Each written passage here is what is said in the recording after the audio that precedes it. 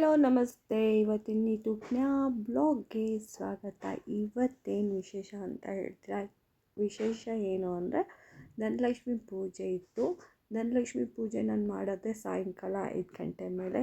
ಸಿಂಪಲಾಗೆ ಧನಲಕ್ಷ್ಮಿ ಪೂಜೆ ಮಾಡಿದ್ದು. ಕಳಸ ಗಿಳಸ ಏನೂ ಇಟ್ಟಿಲ್ಲ, ಅಂದರೆ ನಾನು ಮೊದಲಿಂದನೂ ಇಟ್ಕೊಂಡು ಬರಲ್ಲ, ಹಾಗಾಗಿ ಮಾಮೂಲಿ ಪೂಜೆನೇ ಮಾಡೋದು. ಹಾಗಾಗಿ ಸಿಂಪಲಾಗಿ ಒಂದು ಪೂಜೆ ಮಾಡಿದೆ. ಮನೇಲಿ ಗಣಪತಿ ಮತ್ತು ಲಕ್ಷ್ಮಿ ಇರುತ್ತಲ್ವ, ಆ ದೇವ್ರನ್ನಿಟ್ಟು ಪೂಜೆ ಮಾಡೋದು ಅಷ್ಟೇ. ಅದಕ್ಕೆ ತಾವರೆ ಹೂ ತರಿಸ್ಕೊಂಡೆ.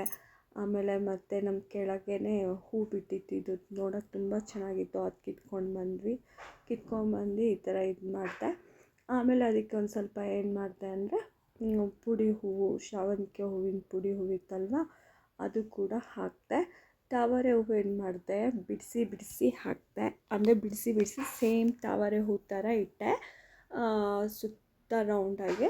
ಮತ್ತು ನೈವೇದ್ಯ ಅಂದರೆ ದೇವರಿಗೆ ನೈವೇದ್ಯಕ್ಕೆ ಏನು ಮಾಡಿಕೊಂಡೆ, ಸ್ವಲ್ಪ ಪುಳಿಯೋಗರೆ ಮಾಡಿಕೊಂಡೆ. ಯಾಕಂದರೆ ದೇವ್ರಿಗೆ ಪುಳಿಯೋಗರೆ ಇಷ್ಟ, ಅಂದರೆ ಲಕ್ಷ್ಮೀ ಇದಕ್ಕೆ ಪುಳಿಯೋಗರೆ ಇಷ್ಟ ಅಂತ ಹೇಳ್ತಾರೆ.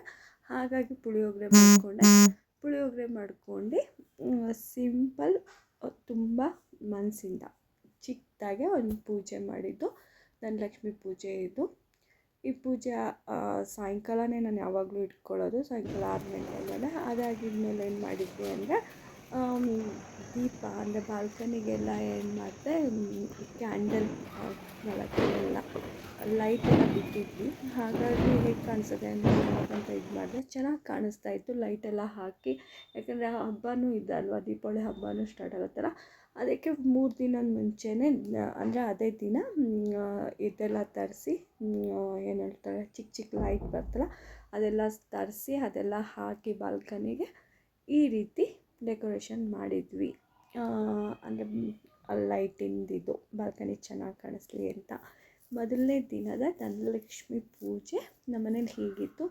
ತುಂಬ ಸಿಂಪಲಾಗಿ ಮನಸ್ಸಿಂದ ಮಾಡಿದ ಪೂಜೆ. ನಿಮಗೆಲ್ಲ ಇಷ್ಟ ಆಗಿದರೆ ಆದಷ್ಟು ಶೇರ್ ಮಾಡಿ, ಕಮೆಂಟ್ ಮಾಡಿ, ಮತ್ತು